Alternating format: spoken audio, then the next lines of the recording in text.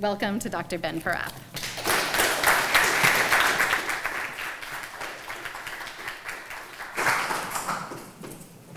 Thank you so much, Sarah, and thank you all for being here. I really appreciate your sharing the afternoon with me. And really, where Sarah ended this introduction, very generous and really a great opportunity for me to engage with your campus in all sorts of ways, so I appreciate that. Where she ended is where I want to start, right? So can we, on college campuses, really participate in addressing some of the concerns that a polarized democracy like this one is experiencing right now? And how does our vision of a college campus as a space that needs to be safe for the exchange of ideas and for an open dialogue, how is this vision aligned with the notion that we need to accommodate dangerous words, as the title here says? We need to accommodate a diversity of perspectives, of visions, of facts, of views.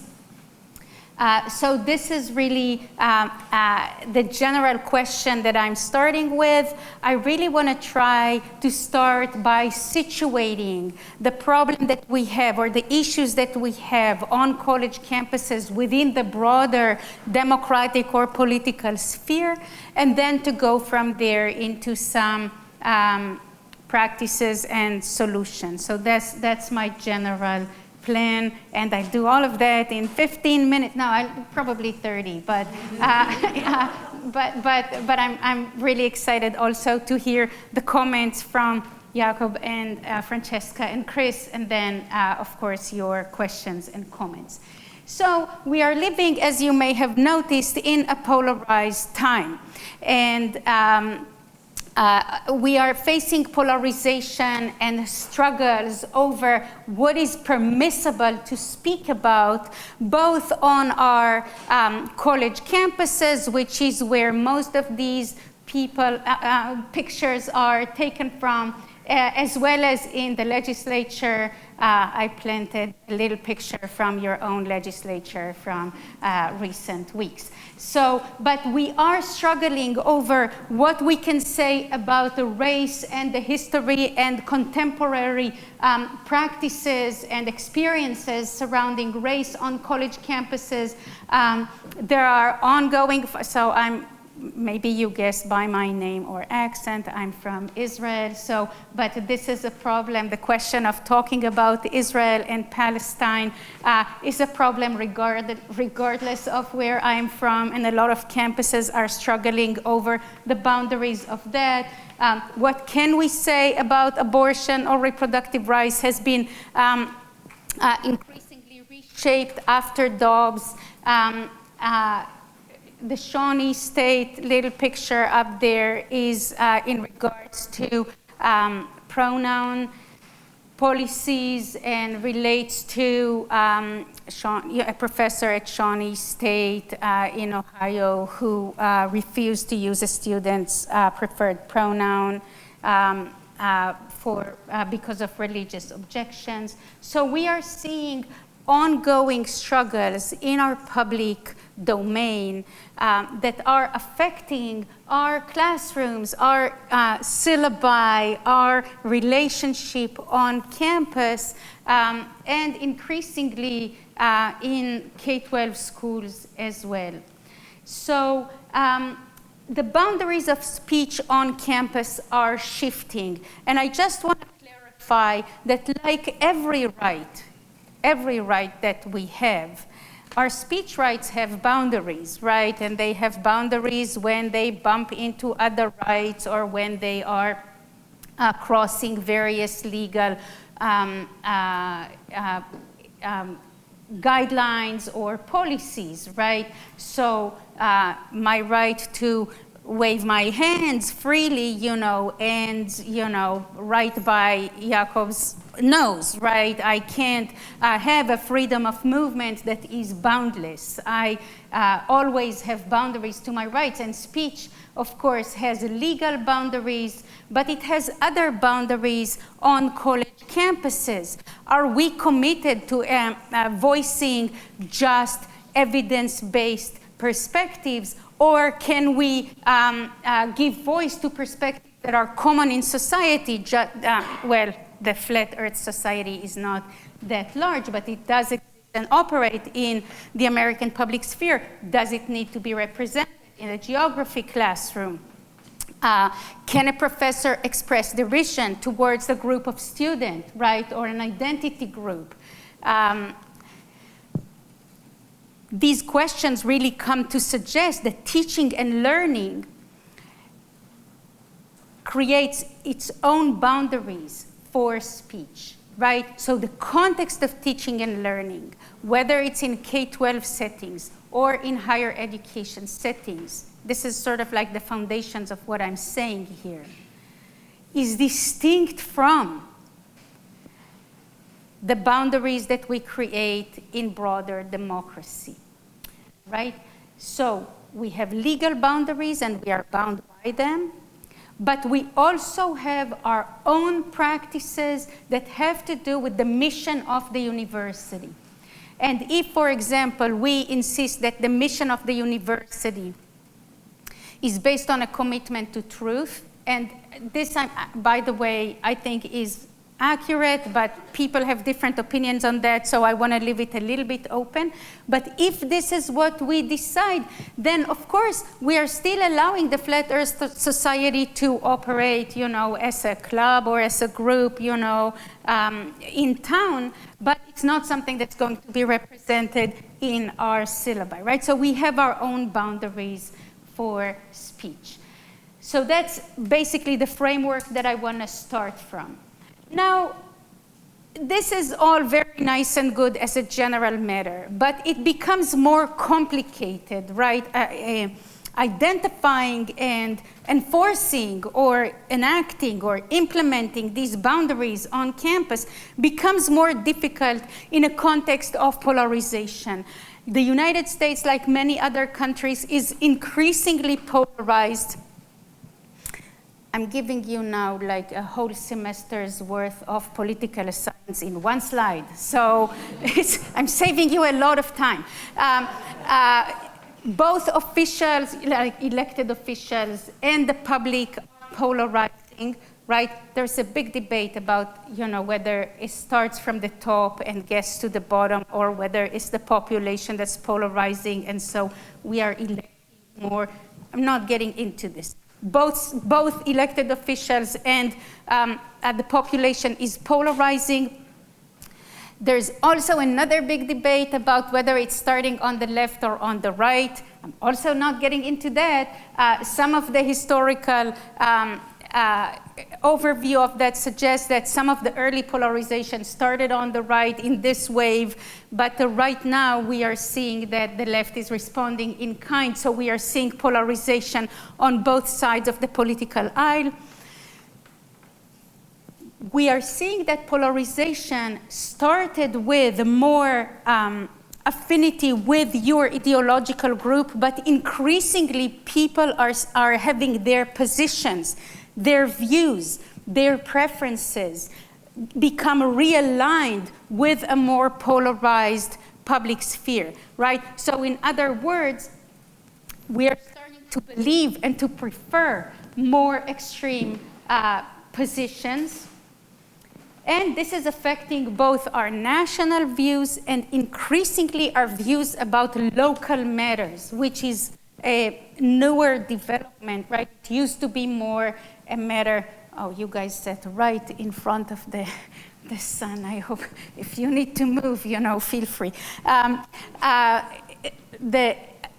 We used to have local matters sort of like be exempt from these changing positions, but we are seeing increasingly that local matters, views about local matters are like, if you think about the school boards, right? So becomes clear that a lot of our local concerns are becoming nationalized, right? Okay, so all of this is not like news, you know, but it's just a little bit more detail, right? We are polarized in all of these ways. What I want to talk about for a minute as well is the fact that we are polarized not just in our positions and perspectives, but also in our relationships. So increasingly in this polarized time, we are developing negative assumptions and views about members of the outgroup, or in other words, those who don't vote like us, those who belong to the other political group. Let's see if I can show you how. So a growing share of both Republicans and Democrats say members of the other party are close-minded, dishonest, immoral, unintelligent, lazy, or all of the above, right? So basically, and you can see that it's just shooting up, right? So increasingly, we are thinking that people who vote differently from us don't just have different views, but they really are different people, right? They are immoral. They act in bad faith. They shouldn't be trusted, right? This is, you know, for those of you who are, you know, between 16 and 24, is pretty new.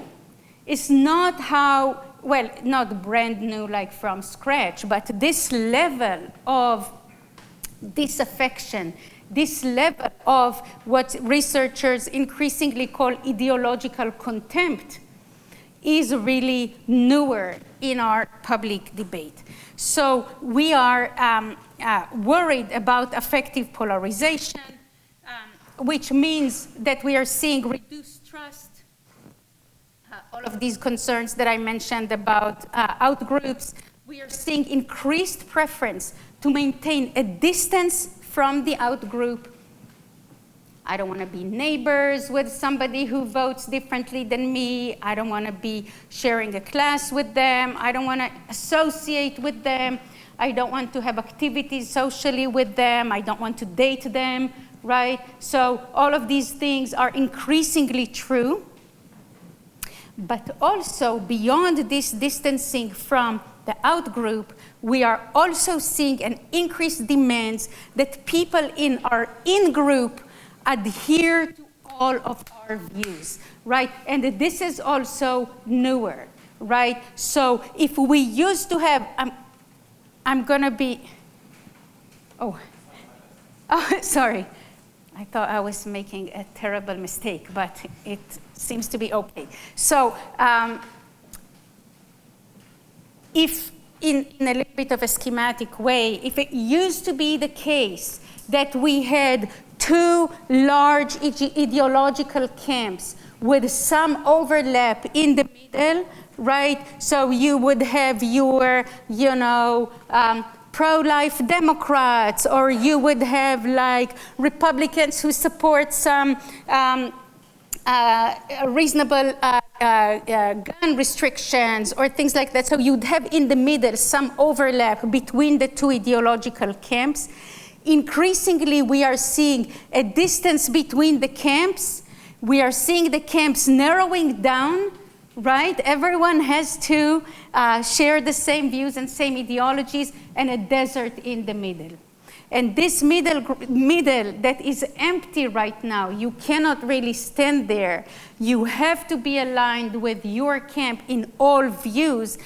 This is really a concern that is causing or reflecting a lot of the current struggles over canceling, over demands for either silence or expression of only very limited sets of views, etc. Okay, that's not cheerful so far, but hopefully we will get to the cheerful parts soon. So basically, a suggestion that I want to make to conclude sort of like this whole democratic background is that these structural changes in our society are really summed up by the suggestion that our democratic culture is under a lot of stress. So for a democracy to function properly, we need not only just, fair institutions and a functioning government and maybe a happy Constitution Day, a constitution. We need all of these things. Sometimes we need them, more than we have them, but we definitely need them. But we also need a democratic culture. We need the social foundation of democracy to be operating properly. And the current polarized environment is putting a lot of stress on the functioning of democracy. So I think about it through these two lenses, right? The lens of knowledge and information and, slightly more grandly, truth, right? And that's one side. And the other side, the matter of social relations that I kind of talked about. So just in a minute for each, right? Polarization is reflected in the way in which we are now privy to very distinct sources of information, and that's part of changes in technology, and it's part of the changes in the structure of the news media, and the fact that we can consume really just information and news and political views that would confirm our priors, right, would confirm what we already believe. We have a changing access to knowledge and a really strong pressure towards popularized expertise, right? I studied it myself, I checked online, I read various things, so I'm an expert now. And we have even deeper than that, disagreement about evidentiary practices, right? So socially speaking, we are seeing that what counts as evidence for the purpose of a shared conversation is shifting, right?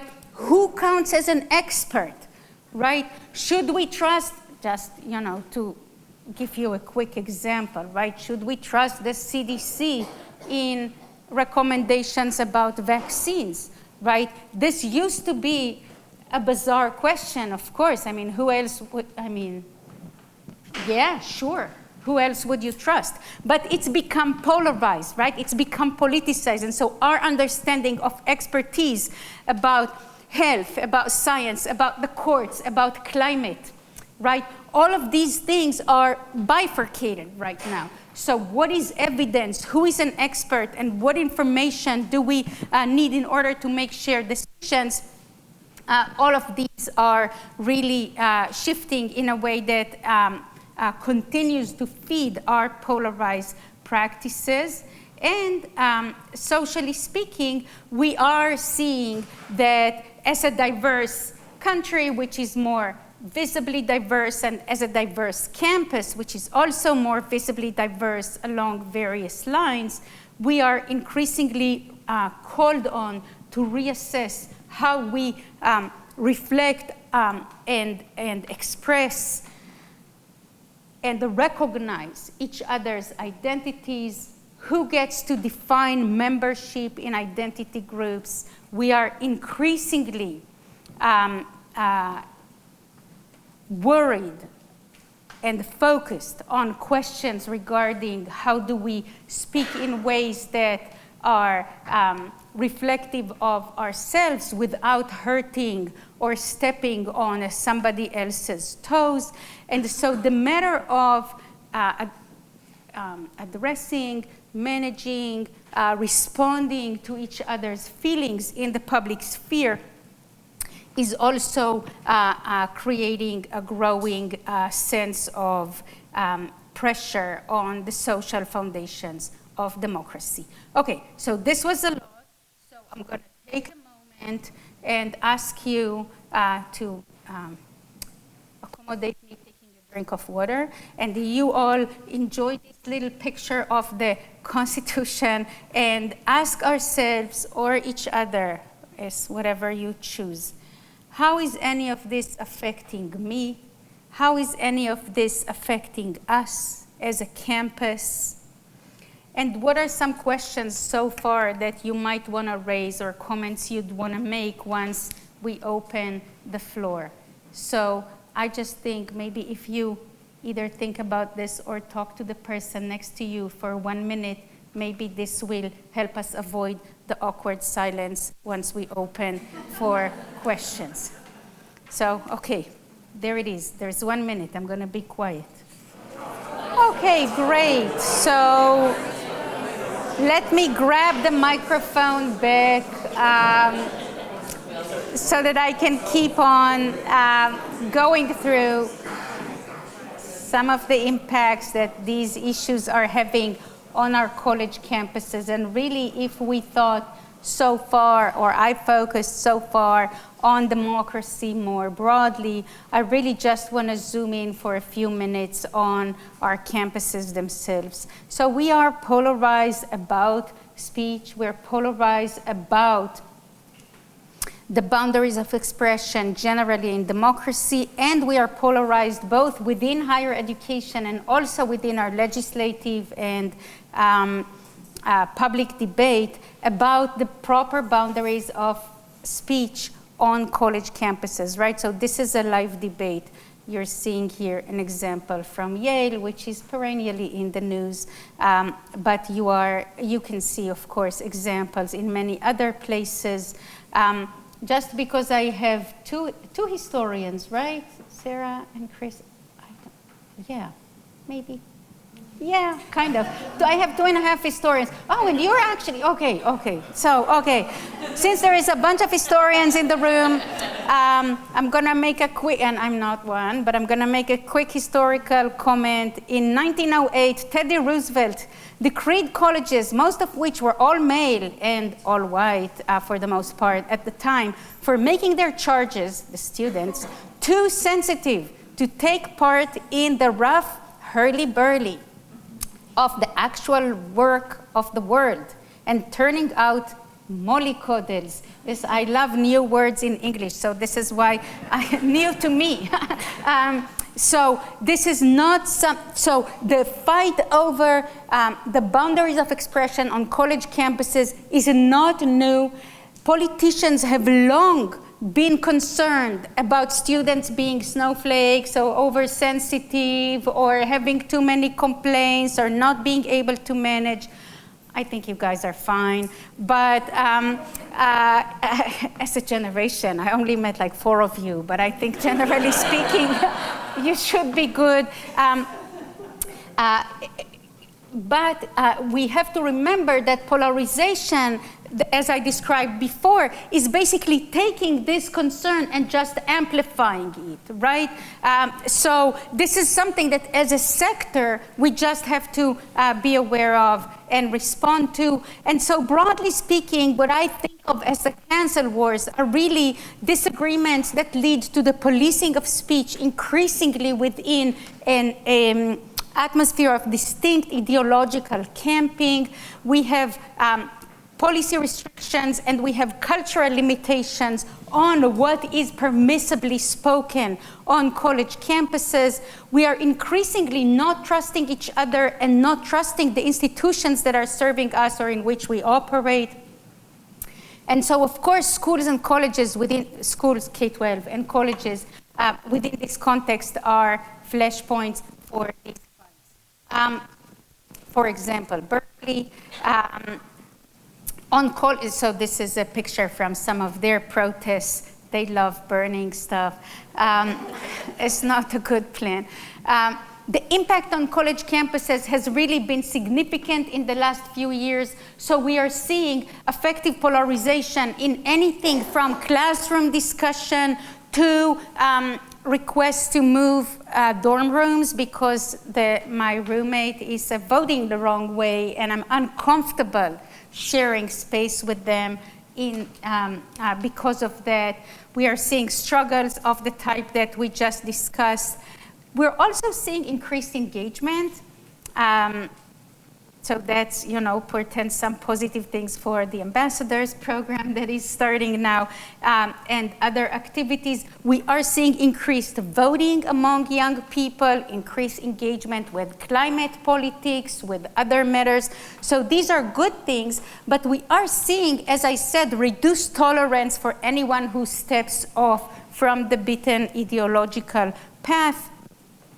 What's important to remember is that as we are demanding adherence in this way within our ideological camps, we are excluding voices in a way that can be of concern to the people who can speak, but also to people who are not hearing these voices that are being quieted, self-censoring, silenced, or rejected from our camps.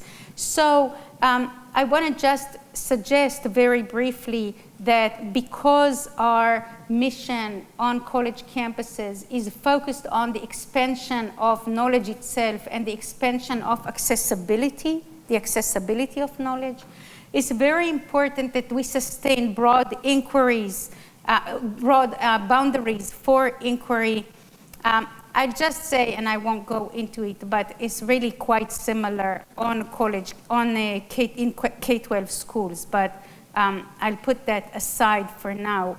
What we can do on college campuses is really try, which is organized in my mind through the framework of inclusive freedom, is really to try and see that when we permit very broad boundaries of expression, meaning we allow speech that can be hurtful, we allow speech that can be entirely wrong, we allow or invite speech that is a more unique in the voice that it gives expression to. When we do that, of course, this is the essence of open inquiry, and we might learn more things, but at the same time, we might create burden on some participants in our community more than on others, right? And that's easy to think if you think about bigotry of any type, right? If I permit bigoted speech or speech that is based in hatred or in misunderstanding or in a negative vision about an identity group, then, of course, I'm inviting more people to speak, but then some members of my community are going to be harmed by this speech, right? And so it's very important to keep in mind that inclusive freedom as a framework is a framework that tries to say, listen, we should include as many voices as we can, and we should include as many people as we can. And the balance that we need to strike is a balance between the inclusion of idea and the inclusion of people, right? The effort has to be not to silence members of our community because we give voice to marginal or sometimes extreme ideas. And so this is the balancing act. How can we give a weight and how can we express a commitment both to the freedom of expression and to the inclusion of diverse people with diverse identities and backgrounds and views. This is basically a framework that I'm trying to implement and support through processes of engaged learning that really give place both to people voicing their views and to people learning how to listen, to the intellectual humility that is necessary for the expansion of our knowledge, and to creating connections or civil dialogues. I mean, that's the program that we're in here now, right? That is enabled through the structured platforms in the institutions that are serving us, right? So creating the conditions in which dialogue can take place and in which people can safely and effectively voice their diverse opinions and listen to each other while negotiating the boundaries of this expression, right? So basically, summarized by the recommendation to have more light and less fire, definitely less fires of the Berkeley type. And that would allow us really to develop trust in each other. I'm happy to talk about trust if people are interested in that. I think this is really the foundation of the solution that I'm looking at. And to develop the capacity to inhabit a common ground in between our ideological differences, right? To inhabit a common ground that is not a middle ground, right? It does look a little bit middle in this little picture that I'm doing with my hands, but a common ground doesn't have to be a middle ground. It's really a common ground that is based on the question, what do we share? What do we know about each other and about our topics of scholarly interest? And what do we want to know? Or how can we start a conversation that would welcome more perspectives? That's basically where I'm going to stop. And I'm going to look for your feedback and thoughts.